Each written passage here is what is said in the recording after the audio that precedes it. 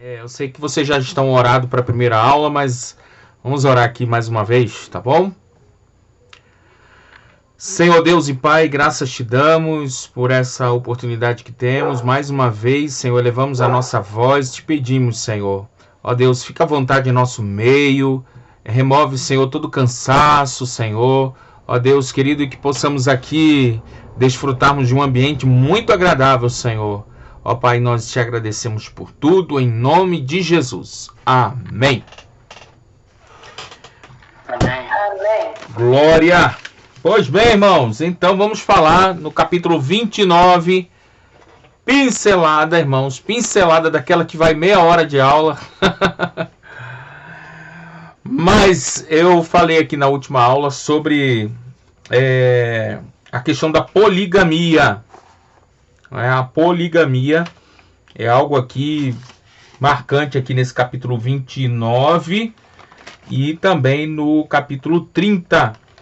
Quando Deus ele vai se utilizar, não é, de uma família polígama para estabelecer o seu povo, da qual Jesus viria desse povo. Então é interessante a gente analisar essa questão, irmãos, e trazermos aqui uma interpretação, né? Deus está favorável à poligamia, irmãos. Deus aprovou a poligamia. O que a Bíblia, nesse momento aqui, no Antigo Testamento, vai falar sobre o que é adultério. O que é chamado adultério aqui no Antigo Testamento. Então, são muitas perguntas e muitas vezes é melhor a gente começar aqui por partes aqui, tá bom? Bom, primeiro falar aqui dentro desse contexto, né, que eu já cheguei a citar para os irmãos, que Jacó, né, ele tem uma experiência aqui de ter que trabalhar por 7 anos para poder descobrir que não era a mulher que ele pleiteava para estar, não é? Ele pleiteava Raquel e de repente aparece Lia no caminho. Então ele trabalha por mais 7 anos e aí sim ele tem a Raquel. E de quebra, cada uma delas tinha uma escrava, uma serva, né, que serviria também como uma mulher, uma das mulheres de Jacó. Então Jacó vai ter relações com essas 4 mulheres e dessas 4 mulheres vão ter filhos, né? Então não poucos filhos. Aí a gente vai ver essa descendência aqui bem extensa de Jacó, né? Naquela época não tinha que pagar aí se bem que, olha, vamos lá. Vamos falar do adultério e depois a gente vai falar sobre alguns aspectos aí, tentando atrelar o que hoje nós entendemos como uma separação ou uma carta de desquite, e aí a gente falar aqui dentro desse contexto, tá, irmãos? Primeiro, a Bíblia, quando cita que ele se utiliza de... A gente já viu aqui que Abraão teve Sara e Agar, não é? A mulher e a sua escrava. No nosso contexto ocidental, entenderíamos que Abraão teve 2 mulheres. Porém, dentro do contexto oriental e dentro do contexto daquela época, Abraão teve uma mulher, não é? E a sua concubina, que era a serva escrava de Sara, tá? Mas vamos lá, vamos por filhos, não é? Então, uma vez que Abraão teve filhos, tanto com uma como ela, a gente atrela como uma mulher, não é? Que foi tomada para si. E aí você vai ver esse contexto aí, irmãos, de vários homens justos que tiveram mulheres, não é? Mais de uma mulher. Como, por exemplo, Abraão, como eu citei, Gideão, né? Gideão também, ele vai ter lá em Juízes 8, 30, depois você pode verificar, você vai ver que Gideão teve mais de uma mulher, O pai de Samuel, né, lá no capítulo 1 de 1 de Samuel, né, a gente vai ver Ana e Penina, a disputa entre as duas por conta de ter filhos. Né? Uma podia, outra não. Uma situação que foi evidenciada. Davi, Salomão e tantos outros. Né? A gente vai poder ver exemplos aqui no Antigo Testamento de bigamia ou até mesmo poligamia. Bigamia é o quê? Né? Duas mulheres. A poligamia, várias mulheres. E a monogamia, né? O casamento monogâmico, é o quê? Uma mulher só. Né? Dentro do pensamento divino, irmãos, Deus nunca pensou o casamento com 2 ou 3 mulheres para o homem, ou 3 homens para uma mulher. Né? Não. Deus, quando cria o homem e a mulher lá no Éden, foi um para cada. Não tinha um Adão e 2 Evas. Né? Não. E muito menos Ivo. Não tinha Ivo lá no Éden. Então, como alguém quer sugerir aí o casamento homossexual. Então, não tinha. Né? Era um homem e uma mulher. Logo, há um conceito de família, né, estabelecido lá no Éden. No pensamento de Deus, irmãos, ele pensou, irmãos, e ele havia projetado a família para que fosse executado desta forma, irmãos. A poligamia no Antigo Testamento, irmãos, não era encarada como uma violação do mandamento ou da lei. Não havia uma violação. Mas quando se pensava em poligamia, não se encaixava, por exemplo, lá em Êxodo, no capítulo 20, versículo 14, que fala do adultério, não é? Se você abrir aí, quem puder aí abrir rapidamente aquele texto, né, que está escrito lá naquele capítulo que fala das leis. Quem pode ler para a gente aí, irmãos?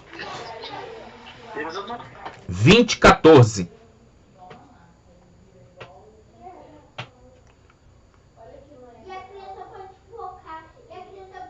Vamos? Calma, é um só que eu quero que leia, irmão. Vamos lá.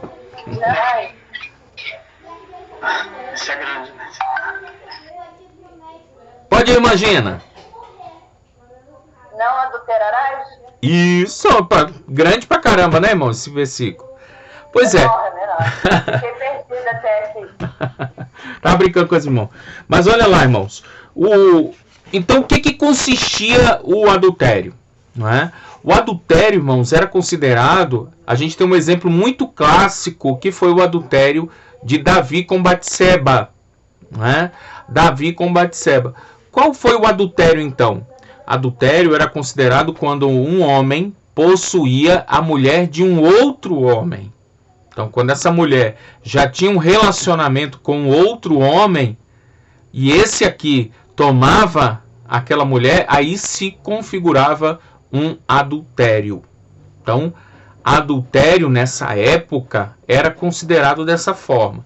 Desde que o homem pudesse manter a sua casa em ordem, pagando, dando assistência às suas mulheres, e aí sim, dentro daquele contexto, daquela época, você vai ter essa configuração de que o adultério era quando havia uma tomada, né, de um cônjuge para um outro casal, né, e assim então era configurado dessa forma. Então, por que Deus permitiu a poligamia? Tá certa a pergunta? Deus permitiu? Não, irmãos, nunca foi a intenção de Deus. Eu falei isso aqui para vocês logo no início da minha fala, né? De estabelecer a poligamia no relacionamento conjugal. Isso fica muito evidente lá em Gênesis, no capítulo 2, versículo 24. Quem quiser deixar anotado aí, depois você pode estar lendo, que no Jardim do Éden Deus cria o homem para a mulher e só, não é? E ainda diz que, olha, deixará o varão a sua família, não é? Unir-se a sua esposa, serão ambos uma só carne, a palavra vai dizer assim. Então eles são carne da minha esposa, é carne da minha carne, não é? Há uma junção, irmãos, entre essas duas pessoas. O primeiro exemplo, irmão, de poligamia, aí você vê os indícios de que Deus não aprovava a poligamia. Você vai ver, por exemplo, que o primeiro polígamo, ou melhor, bígamo, né, com duas esposas, foi quem? Lameque, aquele ímpio, não é? Que além de ser um polígamo, não é? Ele também executou um homem, não é? Matou um homem, matou também uma criança, não é? Um jovem mais novo. Então, Deus ele vai dando indícios de que não era aquilo que Deus esperava. Não é? Não há nenhuma referência, irmãos, em que a poligamia seja uma referência, sempre é retratada como exceção. Então, poderia citar aqui vários versículos para vocês, mas a poligamia sempre vai ser uma exceção à regra, tá? Uma exceção à regra. Só para não ficar sem referência, irmãos, você pode deixar anotado aí, depois você vai ler, Provérbios, capítulo 5, do 15 ao 20. Provérbios 5, do 15 ao 20, ok? Então deixa anotar, depois você vai dar uma lidinha lá com mais calma, tá bom? Então, pra gente concluir, pode falar, quem quer? Teria a ver essa que não sei, talvez você já ia falar, né? Mas tem a ver essa questão talvez da poligamia pela cultura de, igual o senhor falou, né, que até onde o homem conseguisse sustentar, né, aquelas mulheres, e até porque as mulheres elas não tinham sustento também, né, elas não podiam se sustentar sozinhas. Boa!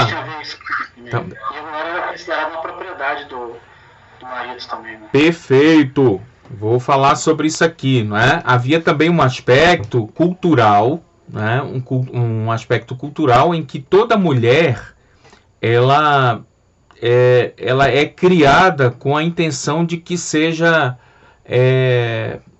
ela deixe uma descendência, né? Então havia uma questão de que a mulher se sentia privilegiada de estar casada com uma pessoa que estivesse com 2, 3, 4. Então havia um sentimento cultural daquela época que a mulher se sentiria, além da proteção, não é? de ser protegida, não é? Também havia uma questão de que ela poderia produzir um descendente. Então há essa questão também hoje bem diferente, não é, da nossa cultura, em que em alguns países aí, irmãos, estão importando jovens, não é? Como por exemplo o Canadá, há uma facilidade enorme para que os jovens entrem ali, sejam imigrantes ali. Por quê? Porque falta mão de obra jovem ali, porque as pessoas se casam, mas não querem ter filhos. Então, alguns países da Europa, a população canina é muito maior do que a população paralelo, né? A população humana, né? Não quer dizer que é maior do que você tem mais cão do que criança lá, não. Mas há alguns estudos aí que vão colocar essa discrepância, não é? Mas outro aspecto, Jô, que a gente pode falar aqui sobre o porquê, não é, do aceite da poligamia, tanto cultural, ou se alguém pode dizer assim, de Deus, não é, dentro daquele aspecto cultural, não é que Deus aprovava. Eu falei uma vez isso aqui para vocês, não sei se vocês vão guardar. Nem tudo que Deus diz sim, ele aprova, irmão. Nem tudo que Deus vai dizer, ok, ele está aprovando o ato. Não, Deus vai dizer sim em decorrência a algumas situações. Eu vou deixar no final um pensamento aqui que hoje eu estava estudando e eu tomei nota disso para depois passar para vocês o sentido espiritual de tudo isso. Não é? O sentido espiritual de Deus consentir aqui nesse caso com a poligamia, tá? Mas vamos lá. Outra coisa. Nessa época, irmãos, as alianças políticas, não é?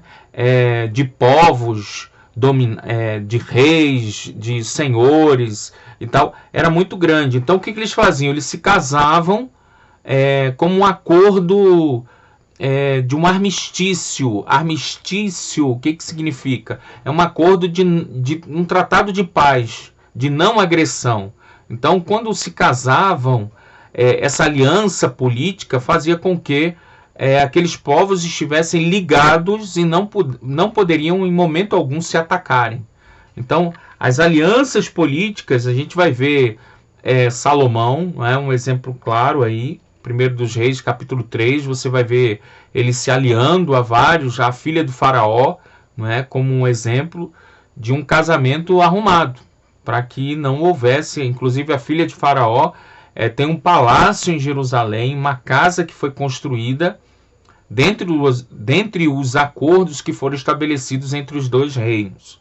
Então, Jezabel também foi um casamento com Acabe, feito também nessa questão de aliança política. Outro aspecto também é que quanto mais filhos naquela época, mais segurança e mais riquezas seriam produzidas para aquele senhor. Então, havia uma questão também de quanto mais prolífero ou frutífero aquele homem, com as mulheres que ele tivesse, ele teria seria rico, porque quanto mais filho, mais possibilidades de dor de cabeça, mas também haveria a possibilidade de riquezas também. Então havia um pensamento relacionado a isso. E um último aspecto aqui, são vários, mas vou colocar o último aspecto aqui, irmãos, com relação a quando a mulher era estéril. Faltou a palavra aqui, esterilidade, isso. Então, quando a mulher é estéril, o homem precisaria de um outro recurso para que a sua descendência avançasse, que não paralisasse nele. Isso foi visto nas 3 mulheres dos nas matriarcas, vou dizer assim.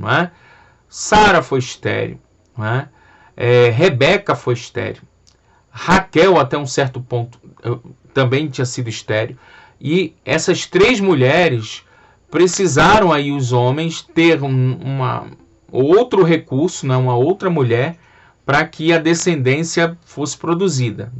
Uma falta de confiança.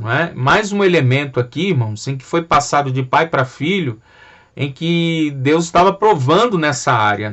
A prova da fé, a confiança de que as promessas de Deus se cumpririam integralmente. Então, aconteceu isso com os 3. Então, a esterilidade que veio sobre Sara, sobre Rebeca e sobre Raquel. Então, isso aqui é importante citar. Então, dentre esses aspectos, aí você vê a monogamia, a poligamia sendo ali utilizada para corrigir essas situações.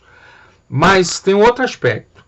Por que Deus ele vai dar ênfase, por exemplo, quando você vê os profetas, Isaías, e Jeremias, são 2 exemplos muito clássicos em que Deus vai usar de uma figura de um casamento monogâmico para identificar um relacionamento de Deus com o seu povo.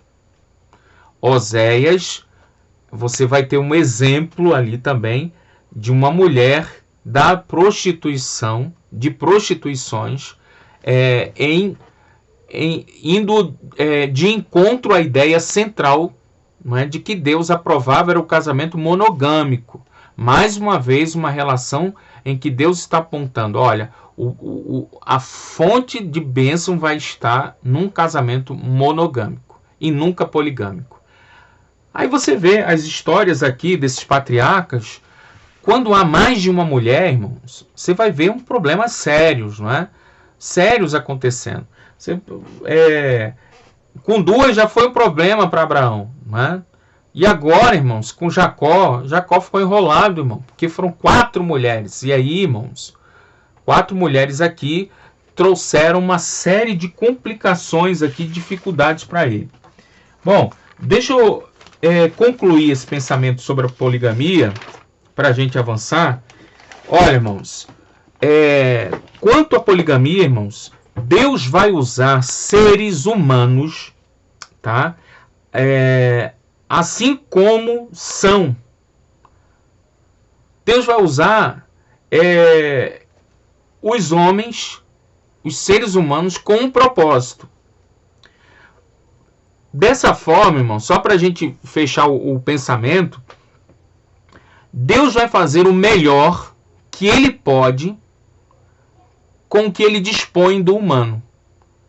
Então, não são seres celestiais que estão isentos de pecados. Então, Deus vai utilizar do ser humano, com as suas falhas, com as suas anuâncias, com os seus altos e baixos, para promover o seu propósito. Então, diante das nossas imperfeições, Deus vai colocar a mão e trazer um formato em que o propósito dele venha a ser cumprido. E foi exatamente assim naquela família. Uma família poligâmica, mas que veio a produzir, irmãos, o Salvador da humanidade, né? Que de geração em geração em geração chega até nós. E é fantástica a Bíblia, irmãos, que ela não omite dados. Ele vai expor exatamente o que aconteceu, né? Então, dessa família aqui tão grande de Jacó, irmãos, você vai ter... Deixa eu ver se eu consigo dividir a tela com vocês.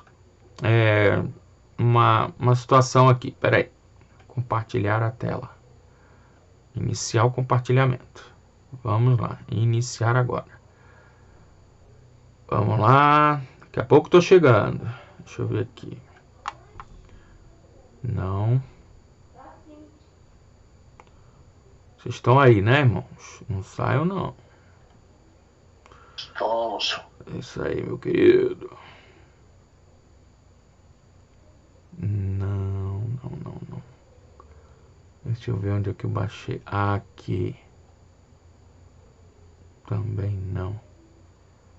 Oh, Jesus amado. Eu cheguei a baixar isso aqui. Deixa eu ver. Imagens. Não, achei. Olha aqui. Vocês estão conseguindo ver, irmãos? Sim, também agora Foi? Olha, deixa eu ver se esse daqui vai dar para ajudar a gente aqui. Não muito. Não, deixa, irmãos. Eu pensei que era um outro aqui. Eu queria que ampliasse esse aqui, ó. Judá. Mas, enfim. A única coisa que dá para poder estabelecer aqui para os irmãos, para a gente aproveitar esse gráfico, é que... Bom, eu acho que mais para frente é que a gente vai falar aqui de Isaac, perdão, de Jacó. Não, mas Jacó já dá para a gente falar alguma coisa. Olha, quem era Jacó? Jacó está aqui, olha. Jacó se casou com duas mulheres, né? Aqui, Leia ou Lia e Raquel, né? Jacó, irmãos, era sobrinho de Labão. Olha aqui Labão aqui, ó, Rebeca, né? Rebeca, Labão. Ele era sobrinho, porque Isaac era casado com Rebeca e, portanto, aqui, ó, Rebeca era irmão de Labão. Então, lá no capítulo 39 vai falar dessa fuga, não é, quando ele tem que sair. Mas antes disso, deixa eu falar aqui sobre a descendência de Jacó, tá bom? Vou voltar aqui, vocês vão ver meu rostinho aqui gordinho. Vamos voltar, que aí a gente dá sequência aqui, irmão, que falhou aqui meu compartilhamento, tá bom?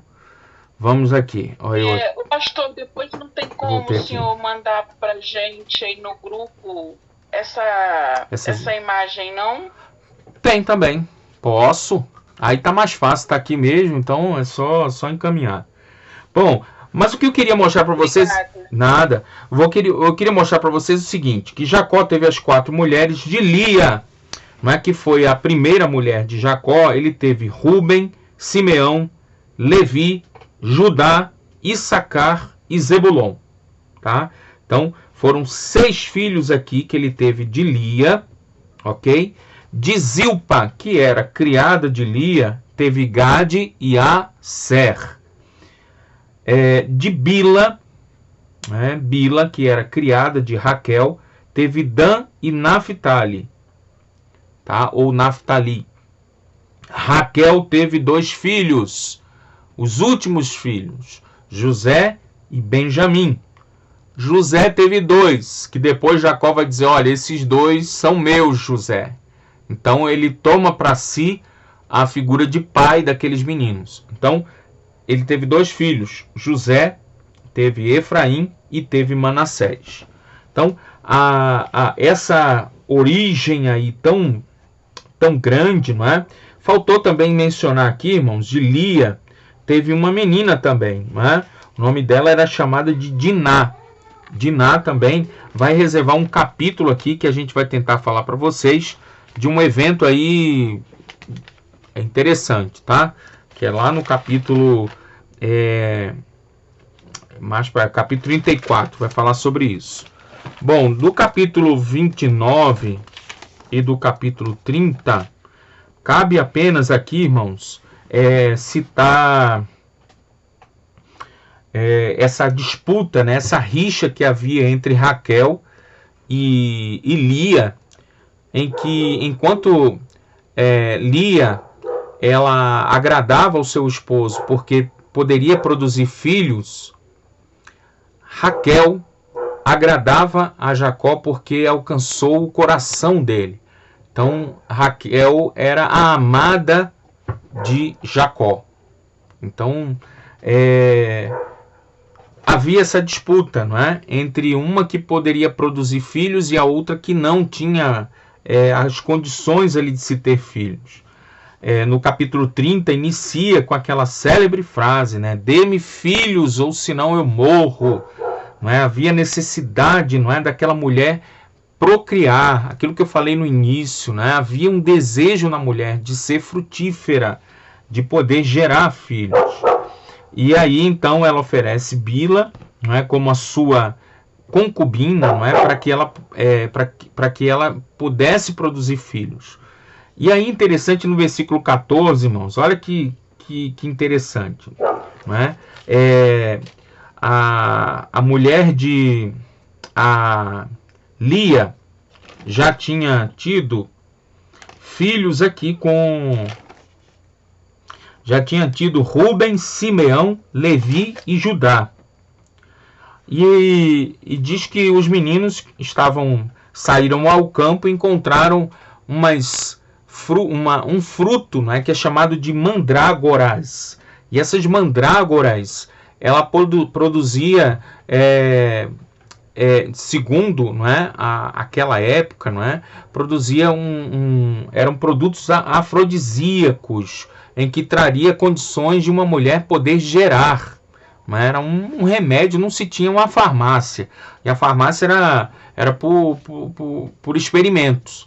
E esse mandrágoras aqui ficou conhecido como um dos remédios para a fertilidade. E quando trouxe a sua mãe, não é? Rúben saiu, pegou esses frutos, Raquel chega e interpela aquele menino e diz assim, me dá um pouco disso aí, porque eu quero ter filhos.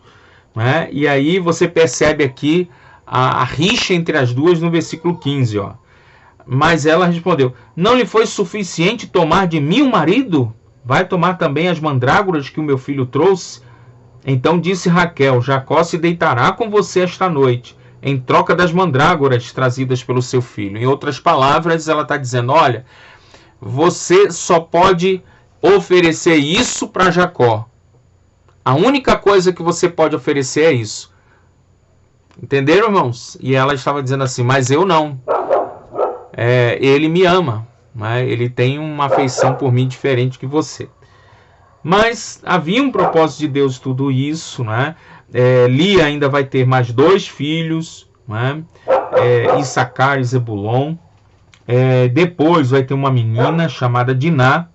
E aí no versículo 22, aquela palavra que eu cheguei a citar para vocês, lá no início, quando a gente falou sobre Noé, quando Deus lembrou-se de Noé. Não que Deus tenha esquecido, que Deus dá um apagão na memória de Deus, mas é uma forma poética de expressar a questão de que Deus, ele chegou o tempo de Raquel, não é? Então Deus lembrou-se de Raquel, no versículo 22, e Deus... Pastor, pode falar. Essa esterilidade de Raquel tem alguma coisa a ver com a idolatria do pai dela, do Labão? Olha, irmã, assim, seria muito imprudente afirmar que era isso, entendeu? Assim, ela, como nos textos anteriores, a gente vai ver que quando Labão vai perseguir a Jacó, ou melhor, é mais para frente, não é? Quando ele vai fugir, Raquel, ela era apegada aos deuses daquela região. Mas ela vai roubar do seu pai. Aí não se sabe a intenção, que era de prejudicar o pai, ou de fato ela possuía uma afeição à idolatria daquela região, né? No capítulo seguinte, aí 31, vai falar sobre esse assunto. Mas o fato é que não dá para a gente cravar, sabe, irmã?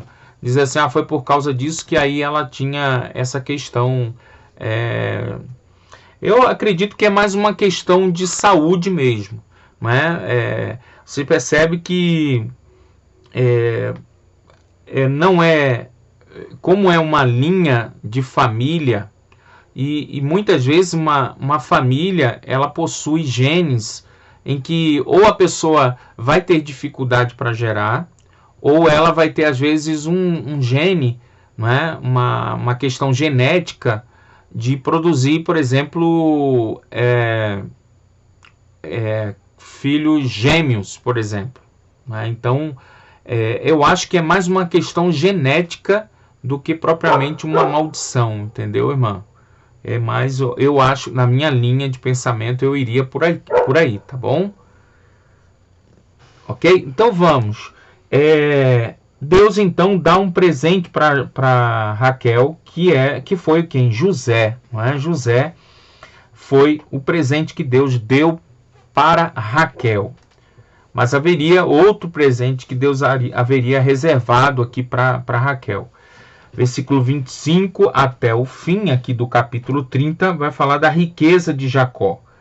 Olha, irmãos, a gente vai ver que no versículo 33, não é, quando Labão vai provocar várias situações para roubar ali de Jacó, não é? Retirar, porque via a prosperidade de Jacó e ele ficava nervoso com aquela situação. Então, no versículo 33, olha aí, vejam a mudança de caráter, a mudança que foi promovida na vida daquele que tinha o nome de enganador. Diz assim, ó: e a minha honestidade dará testemunho de mim no futuro. Toda vez que você resolver verificar o salário, se estiver em meu poder alguma cabra que não seja salpicada ou pintada em algum cordeiro que não seja preto, poderá considerá-los roubado. E aí fez-se um acordo, e aí a gente vê quando alguém tem a tranquilidade de poder dizer assim, você pode revirar minha casa, mas você não vai encontrar nada. Por quê? Porque há uma transparência, né, naquela questão. Então, foi bem evidenciado aqui nessa frase emblemática aqui de Jacó. Então, a minha honestidade dará testemunho de mim no futuro. Muito interessante. Então, vamos lá para o capítulo 31, irmãos. Então, Deus faz prosperar de uma maneira muito poderosa a vida de Jacó, né? Jacó saiu há 20 anos atrás, irmãos. Há 20 anos atrás, ele saiu sem eira e nem beira, não é? Como diz aí a nossa cultura popular, não é? Sem nada nas mãos, não é? Saiu fugitivo da presença do seu irmão. Passou 14 anos trabalhando por 2 mulheres. E por mais de 6 anos ele passou aí trabalhando aí arduamente, sendo o seu salário aí depreciado pelo seu sogro Labão, né? Então a gente vai perceber um histórico aí na vida de Jacó que o deu aptidão a ele. Deu aptidão a ele para que ele pudesse agora entender que havia chegado o tempo. E não somente ele percebeu o tempo, como Deus falou para ele: olha, chegou o tempo de você voltar. No versículo 3 aqui, ó, diz que ele e o Senhor disse a Jacó: volte para a terra dos seus pais e seus parentes, e eu estarei com você. Então, Deus orienta ele naquele momento: olha, volta. E agora Jacó, depois de passado 20 anos, era chefe tribal, era dono de vários rebanhos, manadas, servos, não é? E pai de 12 filhos, não é? Contando aí com Diná. Então, você vai ver, 13, né? Contando com Diná. Então, você vai ter aí, irmãos, todo um histórico que Deus desenvolveu. E agora, lá no versículo 13, diz assim, olha, Deus falando mais uma vez com ele: sou o Deus de Betel, onde você ungiu uma coluna e me fez um voto. Saia agora desta terra e volte para a sua terra natal. Mais uma vez, Deus reforçando a sua mensagem. Esse episódio aqui aconteceu lá no capítulo 28, quando vai falar daquela escadaria em Betel, não é? Em que os anjos subiam e desciam, um acesso de Deus até os homens, não é? E aí ele volta com toda a sua riqueza, não é? Ele sai daquela terra fugitivo, não é? Também fugindo, não é? Temendo aí que Labão arrumasse confusão com ele. Então, ele, da mesma forma que ele saiu de Canaã, ele sai também de Arã, fugindo, como um fugitivo. E que viagem foi essa? Não é uma viagem turbulenta, uma viagem tensa. Você pensa só, atrás vinha Labão, não é? Com ódio no coração, e na frente o que esperava por ele também. A recepção do seu irmão Esaú não seria a das melhores para ele. Então, foi uma viagem tensa para Jacó administrar tudo aquilo, né? Labão vai perseguir a Jacó quando percebe que os seus deuses haviam sido saqueados. Os deuses de Labão, vejam a cultura enraizada nessa família, desde Ur dos Caldeus, quando Terá vai até aquela terra, né? Fica por lá, enquanto Abraão ele se despede daquela terra indo para Canaã.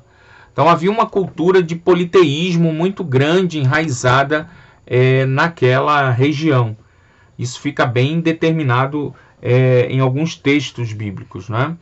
Bom, então aqui ele vai, quando ele segue, Deus se revela. Olha que interessante, não é, irmãos? Deus se revelando a um ímpio. Deus se revela a Labão. Assim como Deus vai se revelar a Ciro. Assim como Deus vai se revelar a Nabucodonosor. E tantos outros homens em que, por mais falhos que fossem, Deus vai utilizar dessa massa humana, falha, para estabelecer o seu propósito. Sansão foi um também, né? Em que, não obstante estar totalmente fora da direção, Deus aproveitou e cumpriu o seu propósito. Então, é muito importante, irmão, só uma reflexão que a gente pode fazer disso, é que muitas vezes a pessoa acha que, ela não acha, ela sabe que está em pecado.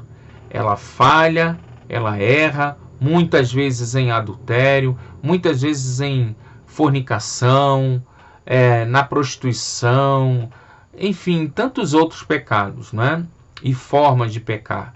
Mas aí quando ela às vezes sobe no púlpito e às vezes em decorrência a uma técnica, e às vezes com o propósito de Deus de alcançar uma alma ali que está precisando de uma palavra, Deus vai se utilizar daquela pessoa como vamos dizer assim, nem instrumento, mas uma ferramenta, né, para aquele propósito. Mas não que Deus, irmãos, esteja aprovando o pecado e a falha daquela pessoa. O propósito de Deus é maior do que o homem. É maior do que, às vezes, às vezes a gente vê, por exemplo, algumas igrejas em que alguns pastores usurpam das suas ovelhas em algumas situações. Não vou aqui citar nomes, mas às vezes o formato de se pedir uma oferta, de se exercer alguma campanha de ordem econômica, fazem coisas que para nós às vezes choca aquilo, né? Mas ele não deveria ter falado aquilo, né?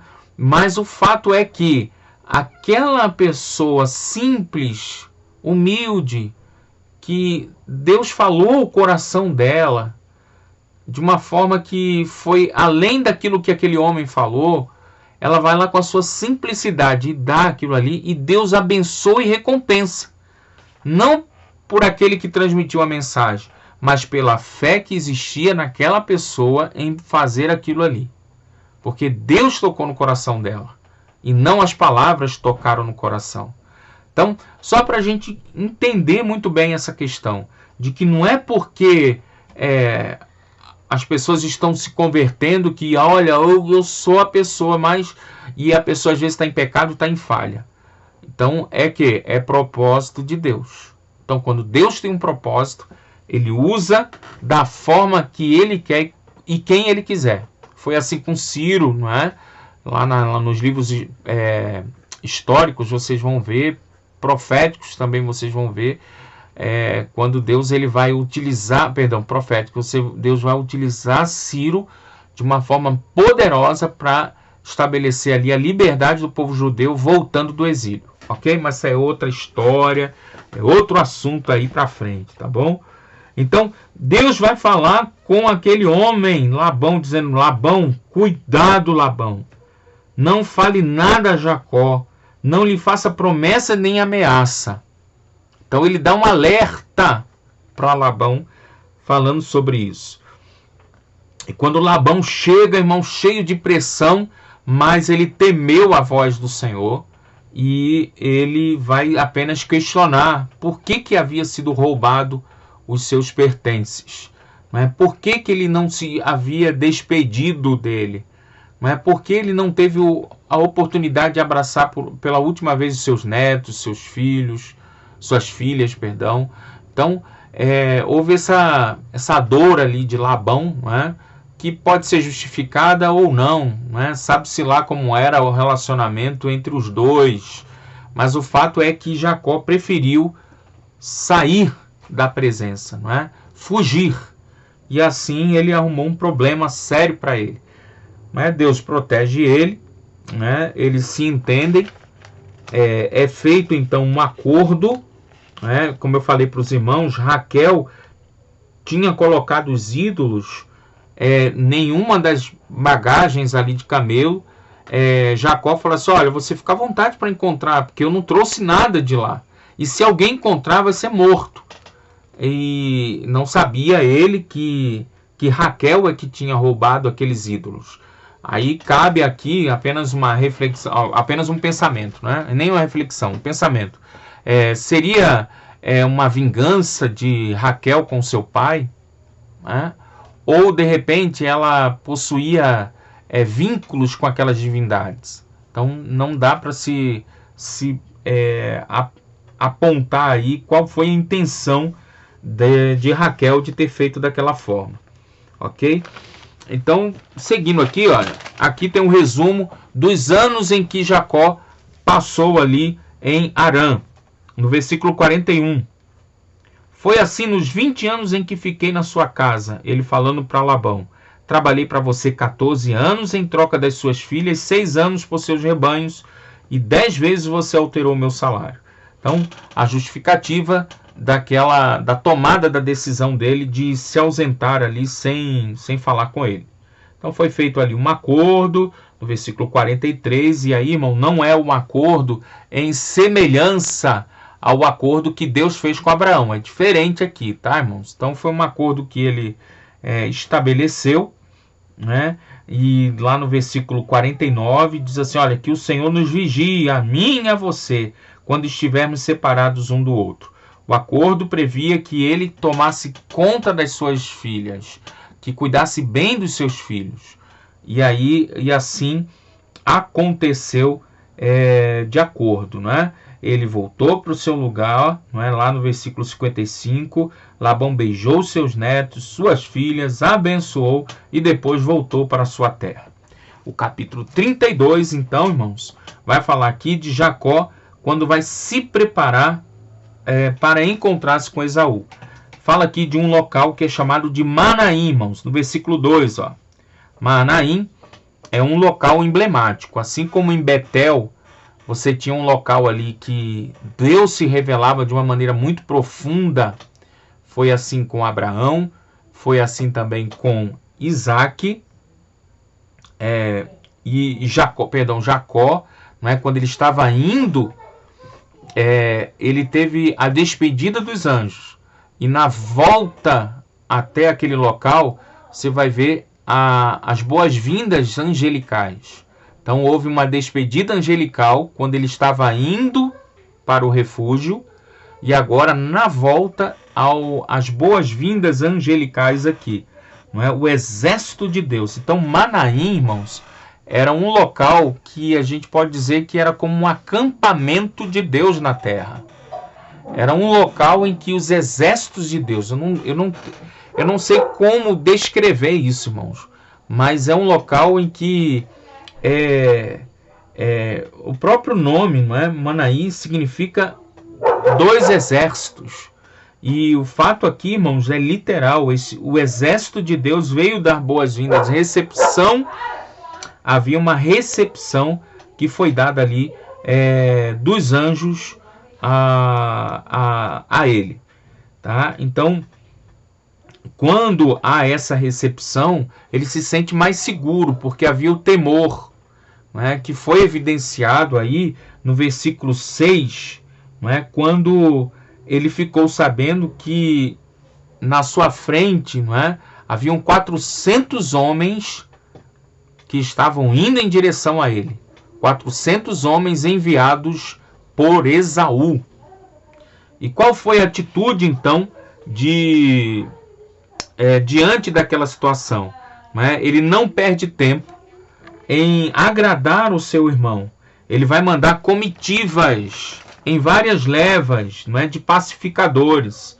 Então, a dianteira dele foi um grupo de pacificadores que levaram muitos presentes para o seu irmão. Não é? O que ele vai receber também as notícias de que o seu irmão havia marcado o encontro com ele. Então, ele vai suplicar de Deus. Ele chegou a um ponto que ele falou assim, olha, eu vou me preparar para o pior. Né? Ele estava com um grupo de meninos, né, pode-se dizer assim, né, eram jovens, adolescentes, porque lembro que ele ficou somente 20 anos, tá, irmãos? Então ele teve toda essa filharada toda aí, num período aí de 20 anos. Então eram adolescentes, né? Alguns aí, de repente, com idade ainda menor. Mas a Bíblia não vai trazer aí com detalhes quantos anos aqueles meninos tinham naquela época. Mas é só a gente ter uma ideia de que 7 anos ele trabalhou para ter a primeira mulher. Né? Então, havia um grupo aí mesclado, né, de crianças e adolescentes, né, que foram ao longo dos anos aí nascendo. E aí ele vai mandar 3 levas de rebanhos, né, antes de se apresentar para o seu irmão Esaú.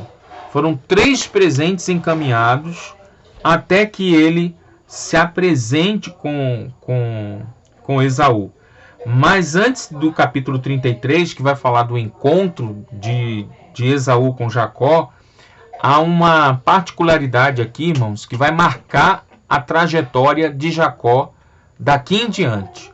O capítulo 32, do 22 ao 32, vai falar de uma experiência em que Jacó vai lutar contra um homem. Que aí, dentro desse contexto, esse homem, ou também chamado em algumas versões de anjo, trata-se aqui, irmãos, de uma teofania. Uma teofania quer dizer o quê? É Deus se apresentando de forma corpórea e de forma física. Então, o homem que vai se pôr a lutar com ele, vejam, numa forma corpórea, vai trazer aqui, irmãos, um combate em que entre duas vejamos, era o espiritual, vejam, Deus, porém, numa forma corpórea, haviam dois homens aqui combatendo. E esse homem se colocou à disputa, não é? Se colocou a lutar contra. Então, ele toma a ação do combate contra Jacó.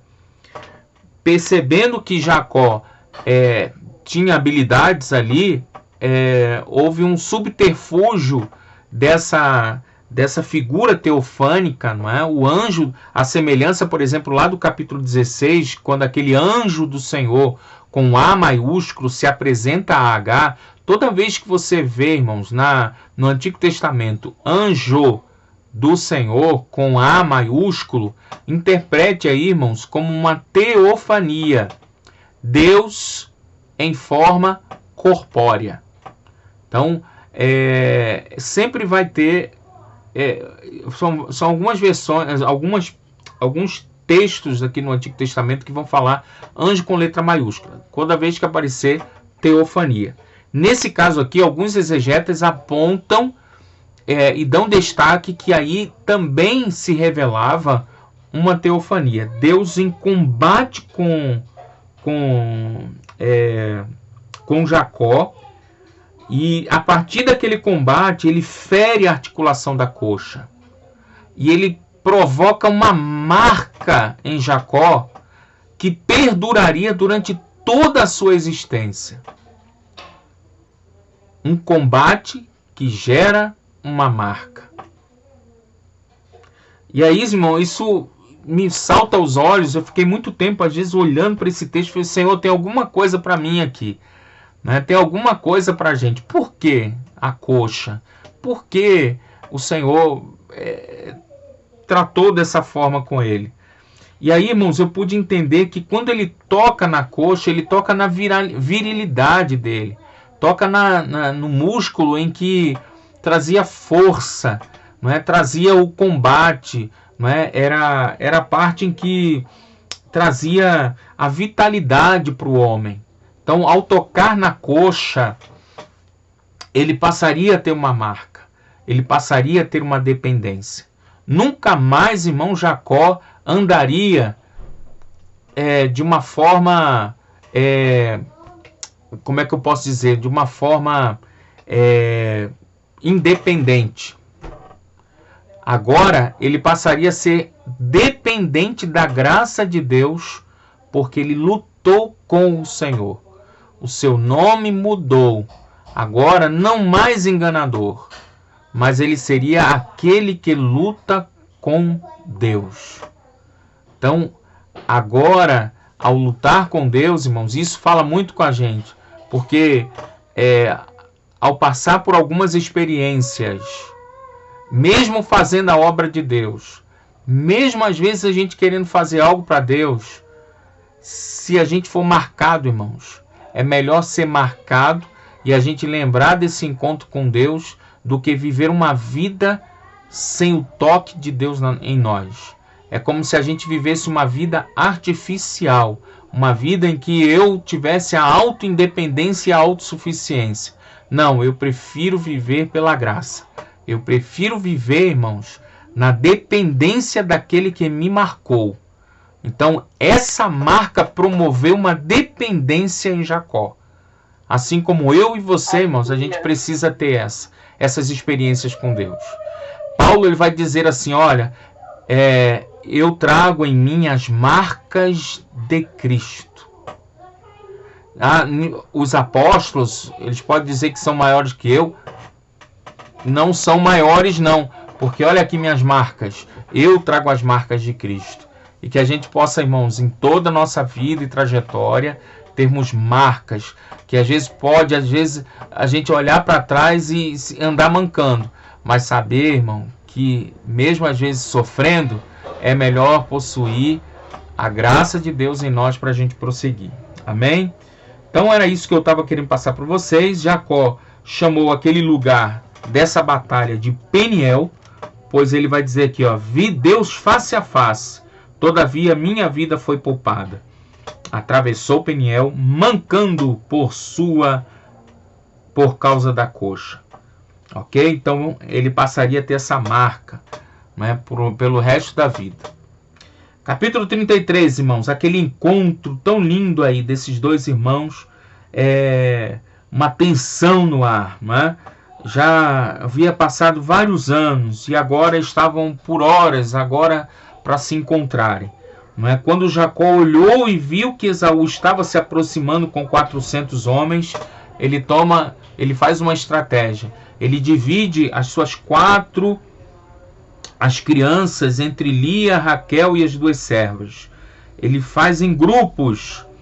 Colocou as servas dos seus filhos à frente. Olha, as servas dos seus filhos à frente, Lia e seus filhos depois, Raquel com José por último, e mesmo passou à frente e aproximar-se do seu irmão, curvou-se até o chão 7 vezes, irmãos. Isso era uma prática, irmãos, muito usual no Antigo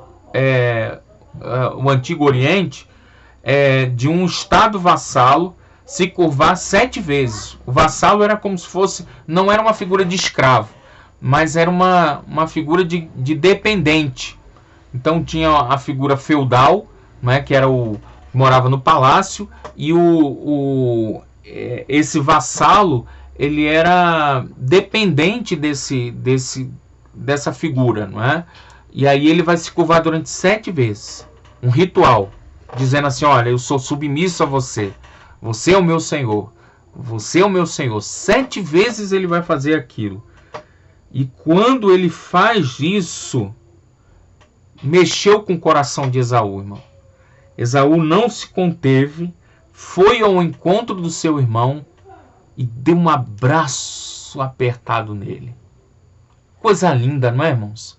Um encontro daqueles dois irmãos que não se viam há anos, que haviam expectativas, haviam divergências, mas o que unia eles era muito maior do que o que separavam. Ele encontra ali o ambiente propício, não é, para que eles pudessem reaver-se e estarem ali se abraçando, não é? E aí é apresentado a família, um momento muito bonito, né, irmãos? Quem são estes? E eu imagino aqui Jacó, olha, esses são os seus servos, são os filhos que Deus deu ao seu servo, olha a atitude dele, não é? E os filhos também se curvaram diante dele, não é? Demonstrando aí a total submissão. Olha quantas palavras vão falar de curvar-se, não é?